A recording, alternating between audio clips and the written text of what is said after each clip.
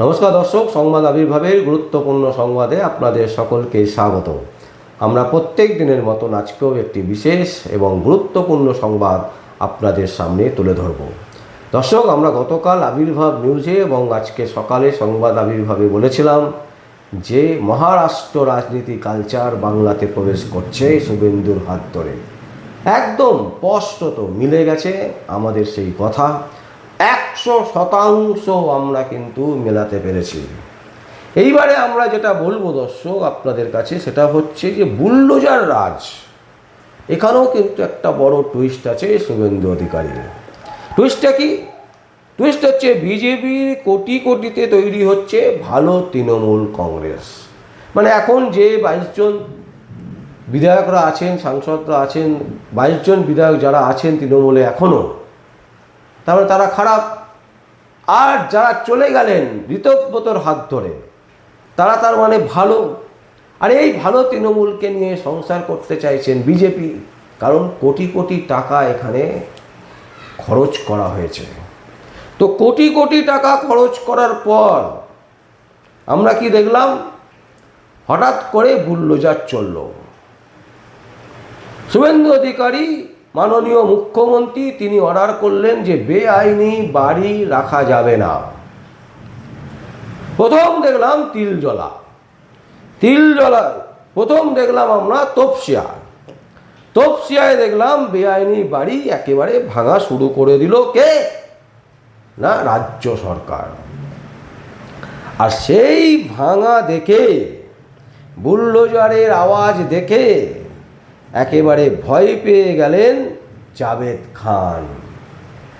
দেখুন, এই যে ভয় পেয়ে কি হলো? চোর তৃণমূল মানে নব্য তৃণমূল ছেড়ে তিনি চলে এলেন আদি তৃণমূল কংগ্রেসে। তিনি এখন ভালো হয়ে গেলেন। আর তপসিয়াতে কোনো রকম ইল্লিগাল কনস্ট্রাকশন দেখা যাচ্ছে না।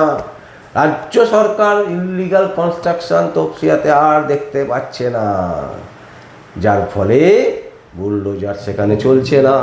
বুলডোজার চুপচাপ হয়ে গেছে, বুলডোজার থেমে গেছে। কারণ জাভেদ খান তো পাল্টি হয়ে গেছে, নব্য তৃণমূলে চলে এসছে। পুরনো তৃণমূলে ছিল, চোর তৃণমূলে ছিল, চোর বলে স্ট্যাবলিশ চোর তৃণমূল কংগ্রেসে ছিল। সেই জাভেদ খান নব তৃণমূলে চলে এসছেন একজন গদ্দারের হাত ধরে। তাই তিনি এখন সাধু হয়ে গেলেন, ভালো মানুষ হয়ে গেলেন। আর তপসিয়াতে সঙ্গে সঙ্গে বুলডোজারও বন্ধ হয়ে গেল। বলুন তো কি মজা লাগছে না? বাংলার রাজনীতি এখন এই রকম জায়গায় পৌঁছে গেছে। সাংবাদিকতার থেকে বেশি করতে হবে রসিকতা। যত করবেন তত মানুষ আপনাকে ভিউজ দেবে, তত বেশি মানুষ আপনাকে লোকে দেখবে। আর ইউটিউবও আপনাকে রিচ দেবে, কারণ ইউটিউব তো আবার সমস্ত খবর আবার ইউটিউব পাসিং করে না। সমস্ত খবর ইউটিউব আবার সেটাকে রিচ দেয় না। ওদের যেটা পছন্দের খবর, সেই পছন্দের খবরগুলোকে ওরা রিচ দেয়, আর বাকিগুলোকে চেপে রাখার চেষ্টা করে। কিন্তু আর কতদিন চেপে রাখবেন? কয়েকটা বছর, তারপর একদিন না একদিন গদি তো উল্টাবে। ঠিক যেভাবে তৃণমূল কংগ্রেস ভেবেছিল 15 বছর ধরে এত করেছিল, যা খুশি তাই করেছিল, যা মনে হয়েছিল করেছিল, 15 বছর পর পাল্টে গেল। তাই গদি পাল্টাতে বেশিক্ষণ লাগবে না। আর গদি পাল্টাবার পর যদিও আপনারাও পাল্টে যান, এটাই তো স্বাভাবিক। ভাবতে পারছেন, এতগুলো লোক, 48টা লোক, 50টা লোক একেবারে পাল্টি খেয়ে গেল 20 দিনের মধ্যে।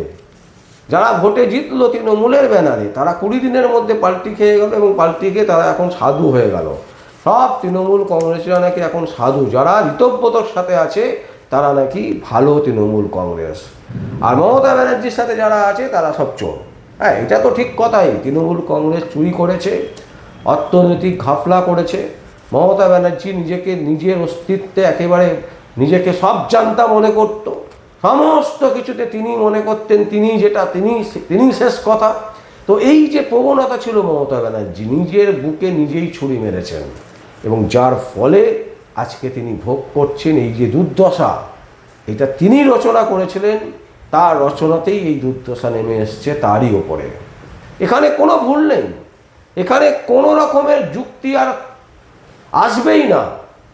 কিন্তু প্রশ্ন হচ্ছে যেটা, যে কংগ্রেসকে যখন ভেঙেছিল তৃণমূল কংগ্রেস, সেই সময় কংগ্রেস ভেঙে যে তৃণমূল কংগ্রেস হয়েছিল, এখানে আমাদের কিছু যুক্তি আছে, কিছু বক্তব্য আছে।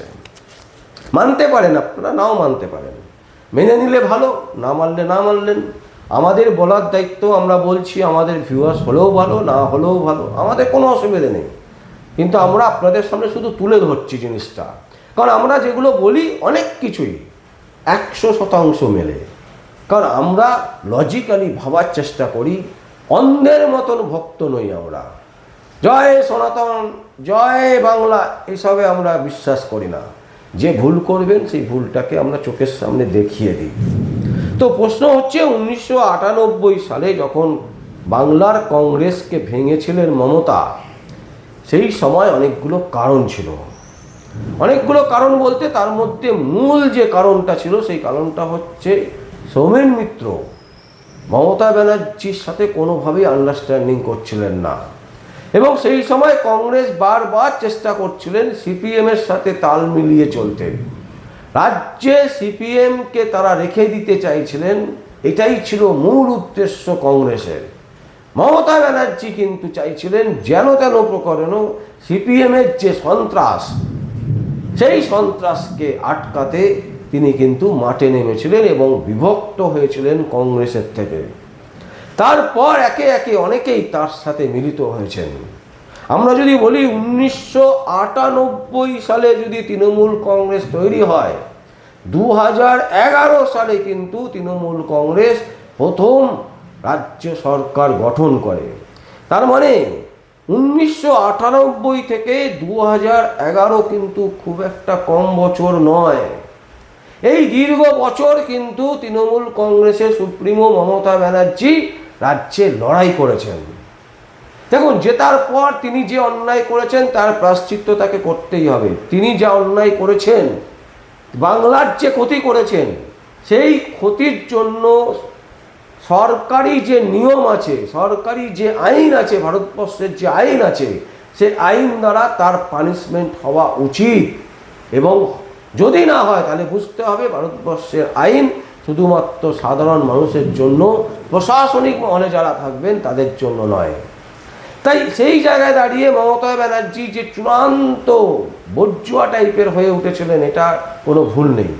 কিন্তু যেটা প্রশ্ন উঠছে, 1998 সাল থেকে 2011 সাল, এই যে দীর্ঘ বছর, এই বছর কিন্তু তিনি লড়াই করেছেন। তারপরেই কিন্তু তিনি এসছিলেন গদিতে। কিন্তু এখানে যেটা হলো, আজকের যে ঘটনা ঘটলো, এই ঘটনার সাথে কিন্তু সেই ঘটনার কোনো মিল নেই।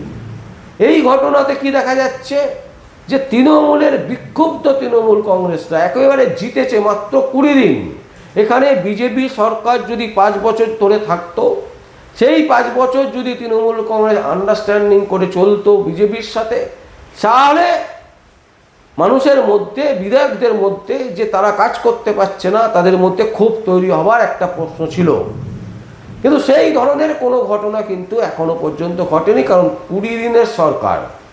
তাই 20 দিনের সরকারে বিজেপির সাথে তৃণমূলের যে আন্ডারস্ট্যান্ডিং, সেই আন্ডারস্ট্যান্ডিং কোনো মতেই বোঝা সম্ভব নয়। কারণ এই আন্ডারস্ট্যান্ডিং হয়েছে বলে এখনো পর্যন্ত কোনো খবর নেই। তাহলে হঠাৎ করে এনারা বিক্ষুব্ধ হয়ে গেলেন কেন? এনারা আসলে এই যে কজন মানুষ চলে গেছেন, দল ছেড়ে বেরিয়ে যাচ্ছেন, মানে যারা বিক্ষুব্ধ হয়ে আজকে জমা দিলেন চিঠি, স্পিকারের কাছে আবেদন করলেন যে তারাই আসল তৃণমূল, তো সেই ঋতব্রত বন্দ্যোপাধ্যায় সহ এই যে 58 জন বিধায়ক, এরা প্রত্যেকে কিন্তু একটা জালি চিটিংবাজ। তো আগামী দিনে এরাও ভেঙে যাবে, ভাঙতে বাধ্য হবে, ভেঙে টুকরো টুকরো হয়ে যাবে।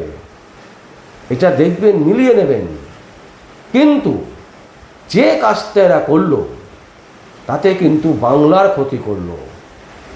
বাংলার ভয়ঙ্কর ক্ষতির সম্মুখীনে পাঠিয়ে দিল এই ঋতব্রত সহ 58 জন বিধায়ক। যে ক্ষতি মমতা ব্যানার্জি করে গেছেন সেই ক্ষতিকেও ছাপিয়ে যাবে বাংলার এই ক্ষতি।